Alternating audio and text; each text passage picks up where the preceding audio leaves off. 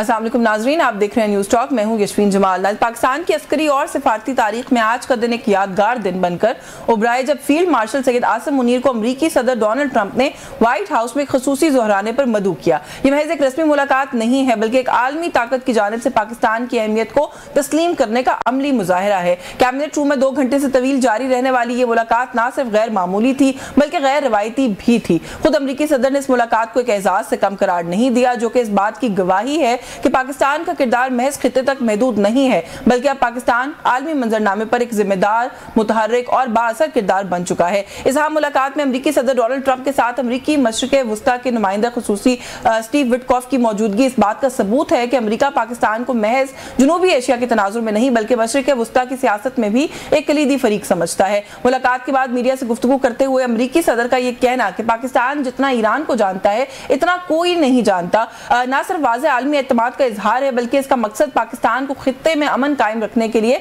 पुल का किरदार निभाने की जानिब एक इशारे के तौर पर भी लिया जा सकता है। इस मुलाकात के बाद जो एक और अहम बात सामने आई है वो ये है कि आलमी ताकतें अब पाकिस्तान को महज जुग्राफियाई अहमियत के तनाजुर से नहीं, बल्कि माशी शराकतदार के तौर पर भी देख रही हैं। पाकिस्तान के $1 खरब से जायद मादनी ज़खायर इस वक्त अमरीकी सरमायाकारों की खास तवज्जो का मरकज बने हुए हैं, जिनमें सरमायाकारी करने से न सिर्फ अमरीका को अरबों डॉलर्स का फायदा हो सकता है, बल्कि पाकिस्तानी मईशत में इस्तेहकाम लाने के लिए भी ये सरमायाकारी एक कलीदी किरदार अदा कर सकती है। पाक अमरीका तवील मुद्दती माशी शराकतदारी हमारे मुल्क में न सिर्फ गुर्बत और बेरोजगारी में कमी का बाइस साबित होगी, बल्कि नित नई टेक्नोलॉजी के दरवाजे भी पाकिस्तान के लिए खोलेगी। इस मुलाकात में मशरिक़ वुस्ता की मौजूदा सूरत हाल के तनाजुर में ये उम्मीद की जा रही है कि पाकिस्तान की जानिब से किसी दोस्त मुल्क के मफादात को नजरअंदाज नहीं किया गया होगा, क्योंकि पाकिस्तान की खारजा पॉलिसी हमेशा से मुतवाज़िन रही है और हमने हमेशा अपने मफादात के साथ साथ खित्ते में दोस्त ममालिक के मफादात का भी तहफ़्फ़ुज़ किया है। पाकिस्तान की खारजा पॉलिसी का महवर किसी मुल्क मुखालिफ पॉलिसी का आकाश नहीं रहा है, बल्कि पाकिस्तान हमेशा अमन का दाई रहा है। पाकिस्तान की यही खूबसूरती है कि हम दोस्ती निभाना भी जानते हैं और दुनिया को साथ लेकर चलने का हुनर भी रखते हैं। ये मुलाकात इस बात का ऐलान है कि पाकिस्तान अब अपनी शराइत पर दुनिया से बात कर सकता है। फील्ड मार्शल आसिम मुनीर की क़यादत में पाकिस्तान ने न सिर्फ अपनी अहमियत मनवाई है, बल्कि दुनिया को यह पैगाम दिया है कि हम अमन, तरक्की और तवाज़ुन के अलमबरदार हैं। ये जो सारी कल की मुलाकात के बाद बनने वाला एक मंजरनामा है, कुछ आज के प्रोग्राम में उस पर बात करेंगे। बहुत से तज्जिए हो रहे हैं। डोनाल्ड ट्रंप ने जो मुलाकात के बाद गुफ्तगू की है मीडिया से, उनकी बॉडी लैंग्वेज पर, उनके एक्सप्रेशंस पर, थोड़ा सा वो भी उस पर भी हम भी जो है प्रोग्राम में एनालिसिस शामिल करने की कोशिश करेंगे। हमारे साथ प्रोग्राम में मौजूद है दिफाई तज्जियाकार हैं ब्रिगेडियर रिटायर्ड हारिस नवाज साहब ने हमें ज्वाइन किया। बहुत शुक्रिया सर आपके वक्त के लिए। और फॉर्मर एम्बेसडर हैं, पाकिस्तान के सीनियर डिप्लोमेट हैं, फॉर्मर एम्बेसडर भी हैं ईरान के, जावेद हुसैन साहब ने भी हमें प्रोग्राम में ज्वाइन किया। बहुत शुक्रिया जावेद हुसैन साहब सर आपका भी आपके वक्त के लिए। मैं जावेद हुसैन साहब सर आपसे गुफ्तगू का आगाज कर लेती हूँ। सर, एक तरफ पाकिस्तान का ये बड़ा ओपन और वोकल है हम इस बारे में बड़े कि हम जो है वो ईरान की हर तरह की सपोर्ट और हिमायत करेंगे। फील्ड मार्शल आसिम मुनीर साहब भी जो है वो इस बात को इन सो मेनी वर्ड्स कह चुके हैं। दूसरी तरफ सर, अमेरिका का झुकाव या टिल्ट या सपोर्ट किसके साथ है, मेरा ख्याल है वो भी हमें बहुत अच्छे तरीके से पता है। तो ये दो जो कल लोगों की मुलाकात हुई है विद सच क्लियर वो क्या कहना चाहिए पॉलिसी या सपोर्ट किसको करना है उसको लेकर जो एक पॉलिसी, उसमें बड़ी वजाहत है। आपके ख्याल में मुलाकात कैसी रही होगी, जो अभी तक मीडिया में रिपोर्ट की जा रही है, उस कॉन्टेक्स्ट में भी आप कैसे देख रहे हैं इसको सर? मैं समझता हूँ ये बहुत एक मुफीद इनिशिएटिव था जो लिया गया कि जिसमें हमारे chief of army staff field marshal Asim Munir साहब की प्रेसिडेंट ट्रंप के साथ मुलाकात हुई और दोनों लीडरों को इस बात का एक मौका मिला कि वो अपना अहम जो मामलात हैं, चाहे वो बायलैटरल हैं, चाहे रीजनल हैं या ग्लोबल और इंटरनेशनल हैं, उन पे अपने ख़यालात और अपने मुल्क की जो उनकी पोजीशन हैं उनको एक दूसरे के साथ कन्वे करें, एक्सचेंज ऑफ व्यूज़ करें, एक दूसरे से मशवरा करें और फिर आगे बढ़ने का कोई लाया अमल जो है उसके तरफ अपनी कोई रास्ता निकालने की कोशिश करें। तो ख़बरें जो अभी तक आई हैं, मेरा ख्याल में ट्रंप साहब ने जो बातें अपने मीडिया को बताई हैं उससे लगता है और दूसरे मामलात और मौज़ूआत के अलावा ईरान और इसराइल और ईरान का जो आजकल कॉन्फ्लिक्ट चल रहा है वो शायद काफ़ी गुफ्तगू उस मौजू पे हुई है और मेरा ख्याल है कि उसमें प्रेसिडेंट ट्रंप साहब की कोशिश ये थी जो ये जानने के लिए कि पाकिस्तान उसमें किस किस्म का कोई मुफीद या यूज़फुल या कंस्ट्रक्टिव रोल अदा कर सकता है ताकि मज़ीद जंग व जदल और लड़ाई के बगैर अगर ये न्यूक्लियर इशू का कोई पीसफुल मुज़ाकरात के ज़रिए से हल निकाला जा सकता है कि नहीं निकाला जा सकता। हमारी जो कौमी पोजीशन है या नेशनल और गवर्नमेंटल ऑफिशियल पोजीशन है वो तो बिल्कुल वाज़ेह है। हमने इसराइल के अटैक को अनप्रोवोक्ड और करार दिया है और इलीगल और इलेजिटिमेट, और इसके अलावा हमने उसको कंडेम किया और इसके साथ साथ हमने ये भी कहा है कि इस मामले का यानी फौरी सीज फायर होना चाहिए और जो कोई differences on the nuclear issue उनका बातचीत के ज़रिए हल निकालना चाहिए। अब जो ट्रम्प साहब ने पहले पोजीशन ली हुई थी इस इशू के ऊपर वो ये थी कि उन्होंने जब कनाडा से वापस आए हैं तो उन्होंने बड़ा एक सख्त बयान दिया कि अनकंडीशनल सरेंडर होना चाहिए ईरान की तरफ से। इसका मकसद ये था कि जो चंद हफ्ते पहले उन्होंने उनके नुमाइंदा ने स्टीव विटकॉफ ने ईरानी फॉरेन मिनिस्टर को जो मुसव्वदा दिया था एक एग्रीमेंट का कि उसके ऊपर डॉटेड लाइन पे साइन कर दी और उसका सबसे बड़ा मकसद ये था कि यूरेनियम इनरिचमेंट जो है वो ईरान उससे मुकम्मल तौर पे दस्तबरदार हो जाए। ये चीज़ उस वक्त तक या अभी तक भी मेरा ख्याल में ईरान के लिए पूरी तरह काबिल कबूल इसलिए नहीं है कि जो न्यूक्लियर नॉन प्रोलिफरेशन ट्रीटी है NPT जिसके ईरान सिग्नेटरी है उसके अंदर ईरान को ये एक कानूनी हक है कि वो यूरेनियम एनरिचमेंट लो लेवल की कर सकता है ताकि वो एनरिच यूरेनियम जो है पीसफुल पर्पसेस के लिए इस्तेमाल हो सके। तो ये एक बुनियादी जो दोनों साइड्स का डिफरेंस है कि यूरेनियम एनरिचमेंट होगी या नहीं होगी और दूसरा ये कि होगी तो किस लेवल तक होगी। अब बातचीत के ज़रिए भी इस चीज़ का हल निकाला जा सकता है और इसीलिए आपने सुना होगा कि कल ईरान के फॉरेन मिनिस्टर की मीटिंग जो है जिनीवा में जर्मन, फ्रेंच और ब्रिटिश फॉरेन मिनिस्टर के साथ होने वाली है और मेरा ख्याल में वो मीटिंग जो है वो अमेरिका की मर्जी के बगैर नहीं हो सकती थी और उसका शायद यही मकसद है कि कोई जो मौजूदा एक डिफ़िकल्ट सिचुएशन है इसका किस तरह से हल निकाला जाए ताकि ये जो कॉन्फ्लिक्ट है ईरान और इसराइल का बजाय बढ़ने के इसको कंटेन किया जा सके। सर मैं बिल्कुल आपकी जानिब दोबारा आती हूँ। जी मीडिएशन की जो बात है बल्कि मैं आपकी जानिब दोबारा इसी पॉइंट के साथ आऊंगी कि पाकिस्तान उसमें कितना आप समझते हैं किरदार अदा कर सकता है। पहले जरा ब्रिगेडियर से आपको गुफ्तगू में शामिल कर ले। सर ये जो ज़हराना हुआ और जो मुलाकात हुई 2 घंटे तवील चली वो मुलाकात, उसके बाद जो प्रेस टॉक भी है डोनाल्ड ट्रंप की, जो बहुत से लोग सर एक एनालिसिस ये भी कर रहे हैं कि बॉडी लैंग्वेज में ही तब्दीली लगी डोनाल्ड ट्रंप की आफ्टर द मीटिंग। वही डोनाल्ड ट्रंप जो पहले कह रहे थे कि अब हम तो सिर्फ अटैक ही करेंगे, वो ये कह रहे हैं कि अमेरिका इस कॉन्फ्लिक्ट का हिस्सा नहीं बनना चाहता। तो आपका ख्याल है कि हमारी तरफ से जो कुछ वहां पर रेज किया गया क्या उसका कोई इंपैक्ट हुआ? एक तो इस पे कमेंट कीजिएगा। ओवरऑल आप इस मुलाकात को कैसे देख रहे हैं, कितनी इंपॉर्टेंट है? देखिए यस्मीन, एक तो पहली बात यह है कि honestly it was a very very important meeting और अगर 1 घंटे के बजाय 2 घंटे मुलाकात हुई है तो आप ये इससे अंदाज़ा लगा लें कि कितनी इंपॉर्टेंट सीरियस डिस्कशन हुई है। I think what ever Pakistan नज़र था उन्होंने कितने गौर से सुना होगा, उन्होंने अपना भी नुक्ता नज़र बताया होगा और ये म्यूचुअली बेनिफिटेड फ्रूटफुल होनी चाहिए। सेकंड देखिए, पाकिस्तान ने ये जो ख़ास तौर पे इन दिनों में हमारा बहुत ही मुनासिब रवैया है और अगर आप देखें इसमें यहाँ तक है कि जिससे कि पाकिस्तान ने ईरान को सपोर्ट किया, पाकिस्तान ने बिल्कुल बात सही की कि जी हम मॉरली डिप्लोमेटिकली सपोर्ट करते हैं, हम डी एस्केलेशन कहते हैं, इस खत्ते में लड़ाई नहीं होनी चाहिए, बैठ कर सीधे हल होने चाहिए। ये सारी चीज़ों के साथ ईरान को हमने सपोर्ट किया। एक तरफ आप देख लें कि आप तशक्कुर पाकिस्तान की बात हो रही है, फिर तो ट्रंप ने पाकिस्तान के फील्ड मार्शल आसिम मुनीर को खुद मदऊ किया, ज़ोरानी के ऊपर बुलाया, कहा जी मेरे लिए एहसास की बात है कि मैं उनसे मिल रहा हूँ और वो पाकिस्तानी बहुत अच्छे लोग हैं, I love Pakistan. Iran Pakistan की बात की कि बड़े अच्छी से डिस्कस की क्योंकि पाकिस्तान सबसे ज़्यादा डालता है ईरान के बारे में, वो चीज़ें डिस्कस की गई हैं। इसके साथ अदमार के हक़ में आप देखें ना जहाँ से स्टार्ट हुआ है कि पाकिस्तान ने वहाँ पर किस अच्छे तरीके से फील्ड मार्शल आसिम मुनीर ने पूरी कौम को इकट्ठा किया, we fought as a nation और प्रोफेशनलिज्म से इंस्पायर कमांड से आप देखें किस तरीके से 6 घंटे के अंदर हमने इतने बड़े दुश्मन के घुटने टेक दिए।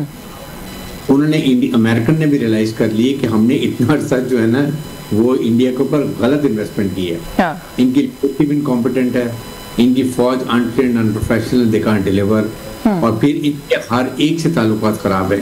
इन द मीन टाइम अब देखें हमारे अब इनके ईरान से ताल्लुक अच्छे थे, ईरान की कमर में इन्होंने कैसा छुरा घूमा कि वो वहाँ BLF में को जो वहाँ ट्रेन करते रहे शाहबार में, वहाँ उन्होंने एक मोसाद को बुला के एक नेटवर्क बनाया और तमाम इंफॉर्मेशन जहाँ जो उनके साइंटिस्ट थे, जनरल से रहते थे सब, और उधर ही ड्रोन उन्होंने स्मगल किए, वहीं तैयार किए और अंदर से ही उनको मारा।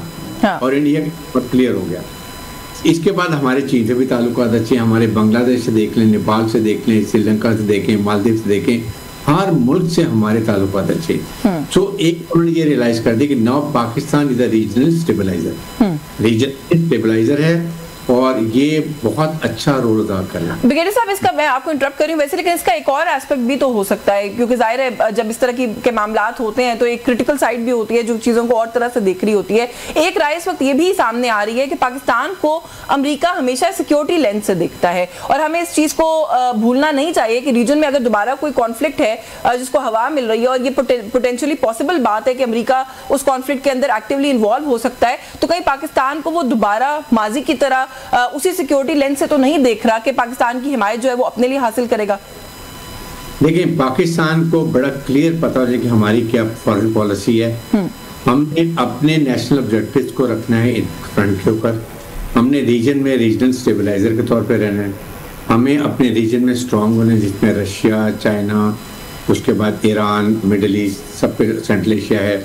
हमें इसके बारे में चाइना को कॉन्फिडेंस में लेना है, उनको बताना है, उनकी कोई गलतफहमी नहीं हो। चाइना हमारा time tested, war tested, all time friend है, और चाइनीज हमेशा कहते हैं we have no issue as your friend American, वो उनको, लेकिन हमें जो चाइना से दोस्ती है वो there is no doubt about it.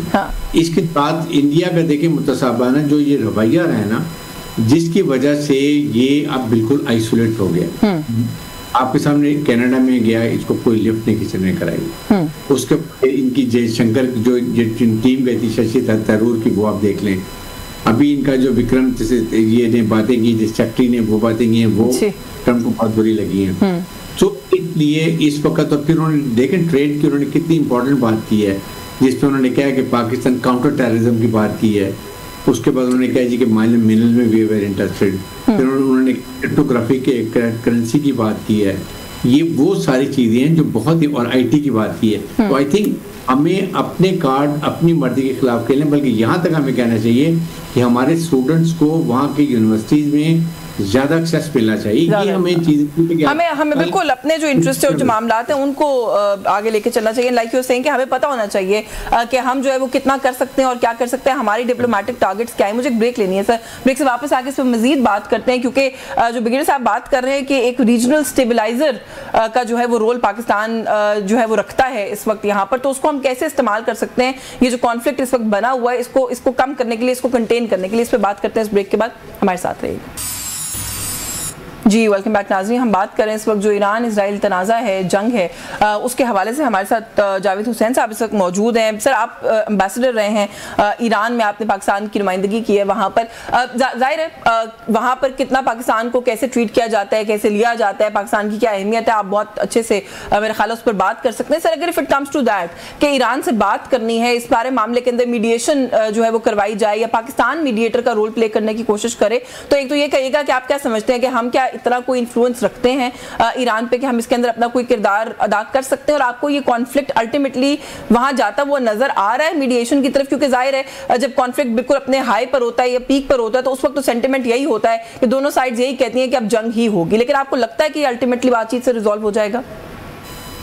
पहली बात तो यह है पाकिस्तान के ईरान के साथ बड़े गहरे दोस्ताना और बिरादराना तल्लुकात हैं। वो हमारा एक हमसाया भी है और हमारे सदियों से उनके साथ तारीखी और सकाफती और इक़्तिसादी रवाबत रहे हैं, जिनको हमें ज़्यादा आगे बढ़ाना चाहिए। तो ईरान में पाकिस्तान की एक कदर मंज़रत है और हमारे व्यूज़ को बड़े गौर से सुना जाता है। तो इस लिहाज से जो कुछ अगर कोई मैसेज प्रेसिडेंट ट्रंप साहब ने आसिम मुनीर साहब के ज़रिए ईरान को भिजवाने की कोशिश की है, तो हमें वो जितना जल्दी हो सके ईरान तक पहुंचाना चाहिए। और उसके बाद ईरान से गुफ्तगू के बाद अगर हमें कोई जवाब वहाँ से मिलता है तो साफ ज़ाहिर है वो हम अमेरिका को भी पहुँचाए। यानी हम एक गुड फेथ में इनके दोनों वाले के दरमियान जो अंडरस्टैंडिंग है उसको बढ़ाने के लिए एक रोल प्ले कर सकते हैं, और वो हमें प्ले करना चाहिए। लेकिन जहाँ तक ईरान और इजराइल का तल्लक है, तो हमारे तो तल्लकात ईरान के साथ इतने करीब हैं कि हम एक लिहाज से हमने अपनी पोजीशन के साथ बहुत अलाइन की हुई है। तो साफ ज़ाहिर है को मीडिएशन अगर होगी तो उसमें इजराइल को हमारे ऊपर भरोसा या एतबार नहीं होगा, और हमारे अपने भी इजराइल के साथ ना तल्लकात है ना रिकग्निशन है। तो हम मीडिएशन का रोल हम जो है ना वो अदा करने के काबिल नहीं है, ना हमारी पोजीशन है, और हमें कोशिश करनी चाहिए।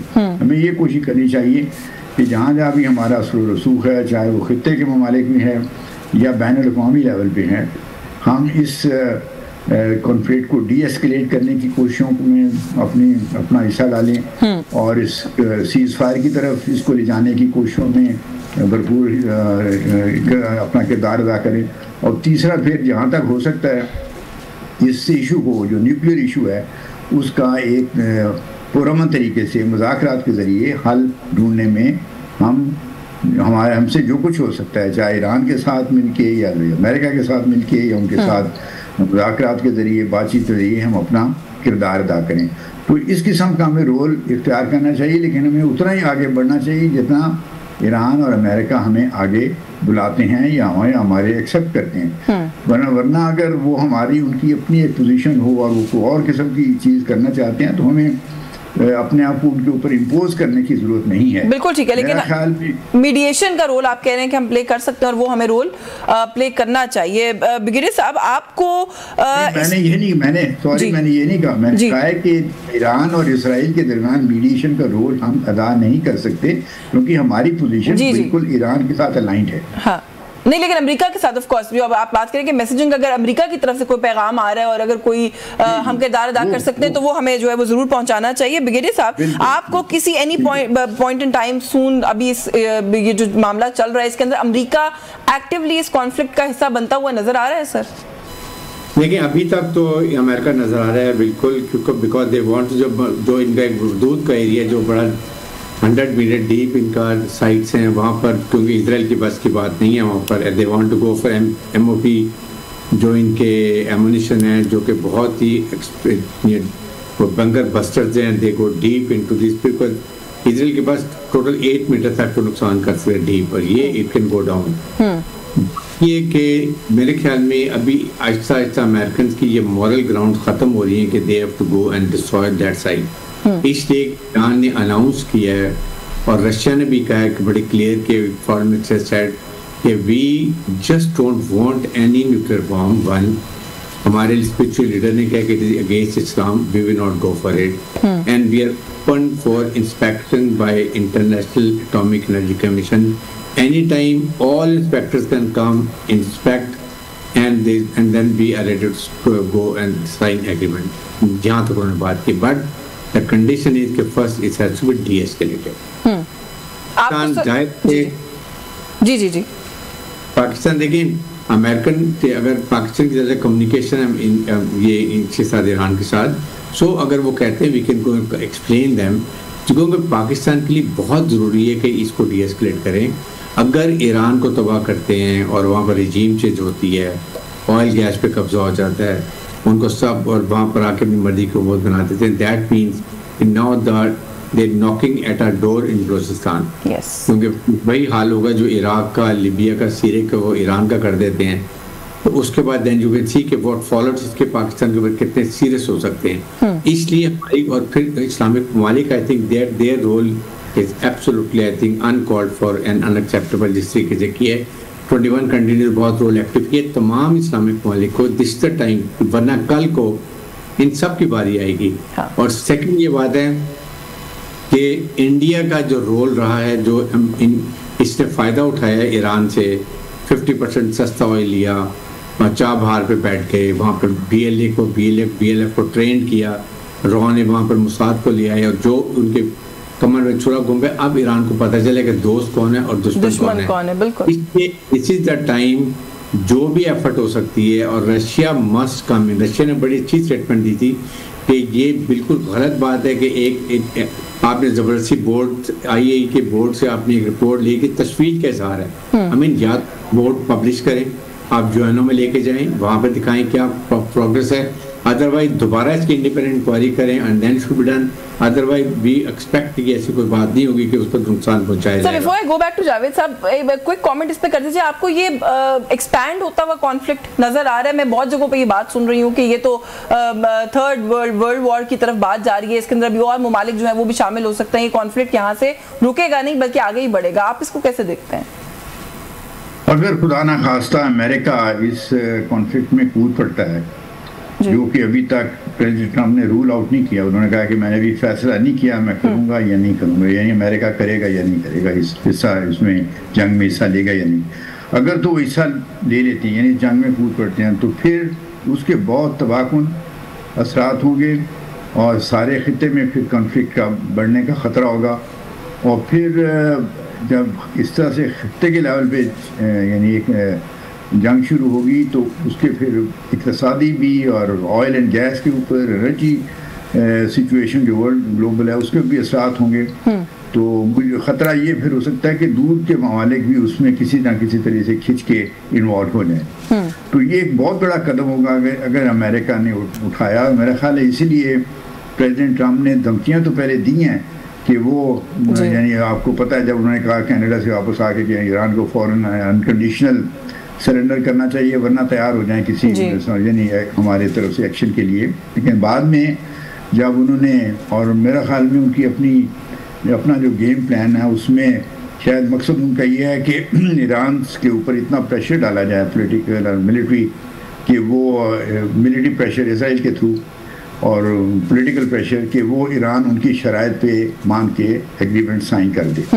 लेकिन अगर ईरान वो एग्रीमेंट साइन नहीं होता तो फिर उस सूरत में सूरत हाल जो है वो ज़्यादा दिगुरगू हो सकती है, ज़्यादा ख़राब हो सकती है और उसमें कुछ भी फिर हो सकता है। ठीक है। लेकिन जो आलमी लेवल की एक जंग है खुदा न खासा वर्ल्ड वॉर 3, मैं नहीं समझता कि I am sure better sense will prevail. Let's hope कि better sense prevails. ब्रिगेडियर साहब आपका जी, ब्रिगेडियर हारिस साहब आपका सर इसके ऊपर क्या वो है टेक है कि आपको लगता है कि कंटेन हो जाएगा कॉन्फ्लिक्ट या ये आप इसको बढ़ता हुआ देख रहे हैं यहाँ से?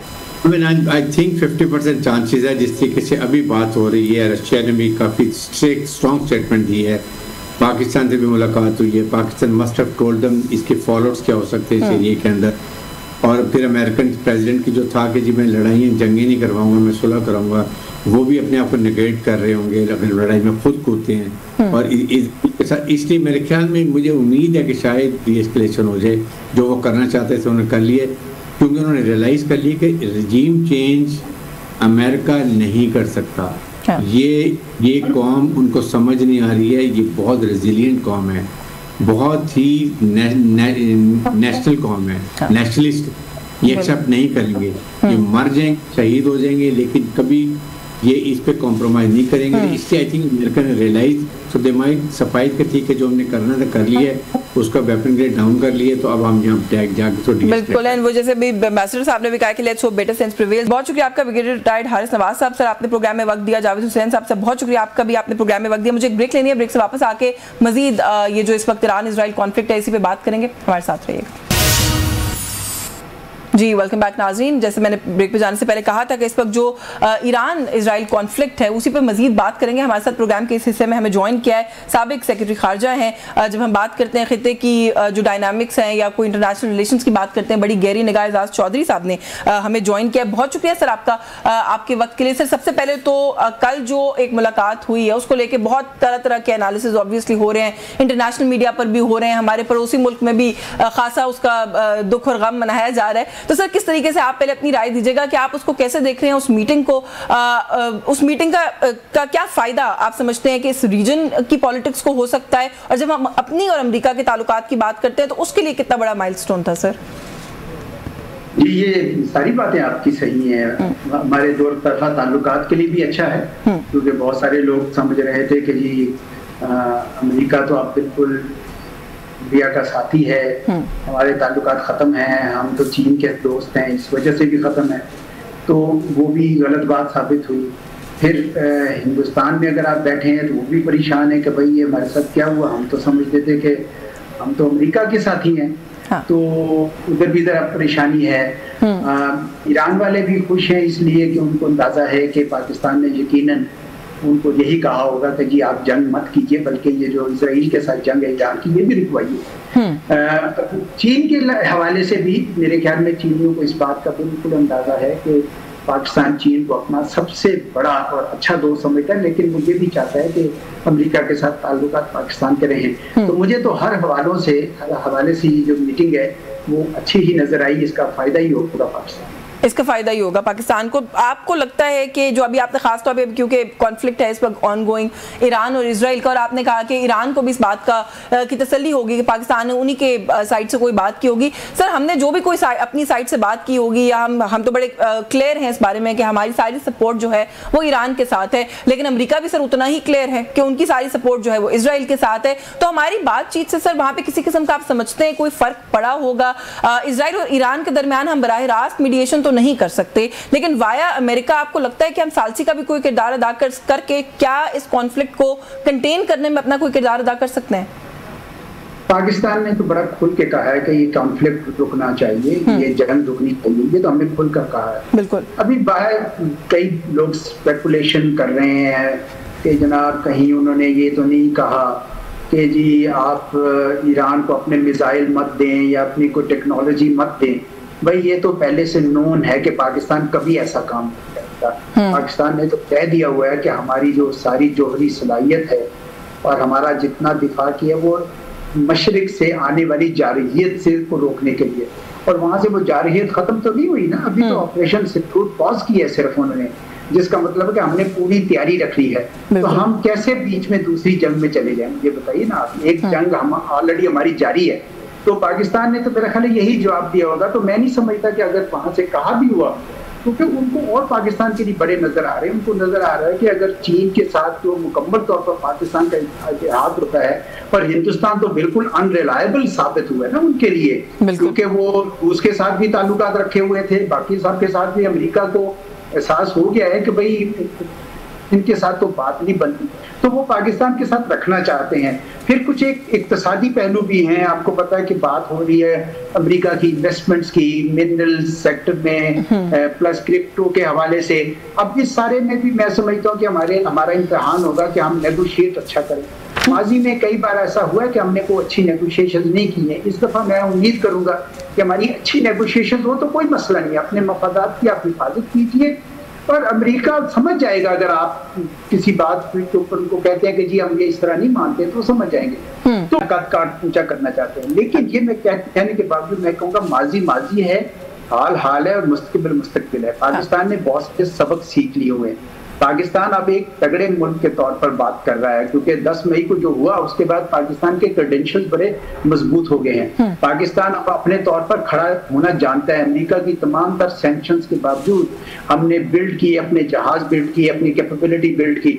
तो अब पाकिस्तान अगर मुस्तकबिल में कोई कोऑपरेशन करेगा अमेरिका के साथ, तो वो उनके लेंस से नहीं बल्कि अपने लेंस से भी देखेगा। वो जहां कन्वर्जेंस होगी, हमारे इंटरेस्ट होंगे, तभी वो कर सकेगा। इस वजह से मैं नहीं समझता कि माजी के हवाले देकर आप ये तय कर सकते हैं कि पाकिस्तान मुस्तकबिल में भी अमेरिका का आला कार बनेगा। मेरा ख्याल अब तक सबको समझ आ गई है कि इस आला कार नहीं बनना, अपने मफादात की हिफाजत करनी है। उसके लिए जिन जिन मुल्कों के साथ ताल्लुकात रखने हैं बड़ी ताकतों में, अमेरिका समेत हम रखेंगे और डायनामिक्स जो है उनको हम और तरीके से आप देख रहे हैं। सर, आपको ये जो जंग है, अमेरिका इस जंग का हिस्सा बनता हुआ नजर आ रहा है?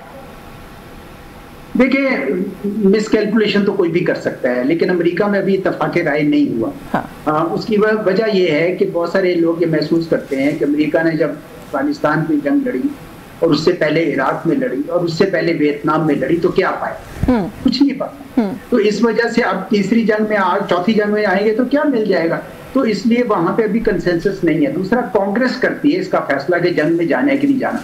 चले, फिर भी अगर वो मिसकैलकुलेट कर लें डोनाल्ड ट्रंप साहब, तो उनको अंदाजा इस बात का कि उनके बहुत सारे मफादात इस खित्ते में हैं जो ईरान के निशाने पे आ जाएंगे। ठीक है ना, ईरान ने ये तो साबित कर दिया है कि उसके पास इतनी इस्तात है कि इसराइल के हर हमले का वो जवाब दे सकता है। तो ठीक है, ईरान के पास वो उस तरह की सप्लाई लाइन नहीं है जिस तरह की ईरान के पास, अमेरिका इसराइल के। क्योंकि उनके पास तो आती है अमेरिका से, इनके पास नहीं है, लेकिन उसके बावजूद उन्होंने शो किया कि वो कर सकते हैं। हाँ। तो कल को अगर अमेरिका के अड्डों पे आ जाए, उनके हमले हों, या फर्ज किया इसमें बहरी जहाजों में हो या स्टेट ऑफ हॉर्मुज़ पे हो, ये वो, तो आप सोचे ना कि कितना मुश्किल होगा उनके लिए। ये वो नहीं करना चाहेंगे, करना तो नहीं चाहिए, लेकिन मिसकैलकुलेशन तो हो जाती है। मेरा अपना जाती ख्याल है कि अमेरिका ये हमला नहीं करेगा, उसको बहुत ज्यादा इसका नुकसान। सर, ड्रॉप सीन क्या आपको नजर आता है? आपको लगता है ये एक long term conflict Aahista Aahista थोड़ा थोड़ा कंटिन्यू करेगा? आपको लगता है कहीं पे मुज़ाकरात हो जाएंगे, ये बातचीत हल हो जाएगी? आपको ईरान में regime change on the cards नजर आ रहा है, या आपको लगता है कि ये जंग अब कंटेन नहीं होगी, ये अब एक्सपैंड होगी? क्योंकि ये भी एक खदशा है जिसका इजहार किया जा रहा है कि ये तो और ममालिक को भी अपनी लपेट में लेगी। यही खतरा है जी, सबसे बड़ा खतरा यही है कि अगर ये फैल गया जंग का दायरा, और चीन और रूस भी, आज आपको पता है प्रेसिडेंट शी ने प्रेसिडेंट पुतिन से भी बड़ी लंबी बातचीत की है, अगर ये सब जो लोग बीच में इन्वॉल्व हो जाए तो ये तीसरी जंग अज़ीम बन सकती है। ये गलत बात है, ये रास्ता नहीं है जाने का, और यही बात समझाने की है अमेरिका को भी, उससे ज्यादा इसराइल को, क्योंकि इसराइल पे तो एक जंगी जुनून सवार है। उनका ये ख्याल है कि ये जो हमास और उसको खत्म करने के बाद वो अब एक खित्ते का एक बहुत बड़ा थानेदार बन गया, और वो अगर ईरान को खत्म कर दे तो पता नहीं क्या हो जाए, और ये कि वो ईरान के अंदर वो रिजीम चेंज ले आएगा। मैं तो बड़ी देर से ये कह रहा हूँ कि ये जंग भी दूर पकड़ सकती है, और ईरान में रिजीम चेंज नहीं, रिजीम चेंज अगर होगी तो इसराइल के अंदर होगी, क्योंकि ईरान के पास ज्यादा इस्तेताअत है इस नुकसानात को बर्दाश्त करने की, और इसराइल जो कर रहा है वो एक ऐसा बाब रकम कर रहा है जो जिस हॉलोकॉस्ट का ये हवाला देते हैं दूसरी जंग अज़ीम की, उससे कहीं ज्यादा जुल्म ये गाजा में कर चुके हैं, और अब ईरान के आम शहरियों को बमबारी करके कर रहे हैं। तो इसराइल का मुस्तकबिल मुझे तो मखदूश नजर आ रहा है। बहुत सारे लोग इस नतीजे पे पहुंचते हैं वो जो ईरान का खत्म हो गया, अभी तक तो नहीं खत्म हुआ। ईरान एक बड़ा मुल्क है, रेजिलिएंट मुल्क है, और इसराइल को अगर इस तरीके से पूरी खुली छुट्टी मिल जाए पूरे खित्ते में इस तरह, तो आप सोचें ना कि पूरी दुनिया के लिए कितना बड़ा फितना साबित हो सकता है। इसलिए ईरान के साथ हमारी सियासी और अखलाकी हमदर्दी रहनी चाहिए, सारी मुसलमान दुनिया की रहनी चाहिए। बिल्कुल बिल्कुल, और लेट्स होप कि बेटर सेंस प्रिवेल्स। आप बिल्कुल ठीक कह रहे हैं कि तीसरी जंग अजीम बनने का खदशा है और ऐसा नहीं होना चाहिए। बहुत शुक्रिया आपका सर, आपने मुझे प्रोग्राम में वक्त दिया। एजाज चौधरी साहब हमारे साथ मौजूद थे, और मेरा ख्याल है कि हम जिस भी एक्सपर्ट से इस इशू पर बात कर रहे हैं, राय यही आ रही है कि इस कॉन्फ्लिक्ट को कंटेन ही होना चाहिए। जंग जो है वो दुनिया में किसी भी मुल्क के फेवर में नहीं है, लेकिन एट द सेम टाइम ये जो इजराइल के कुछ मजमूम मकासद हैं उसको उससे भी रोका जाना चाहिए। न्यूज़ टॉक से आज के लिए बस यही कुछ, मुझे इजाजत दीजिए, अल्लाह हाफिज।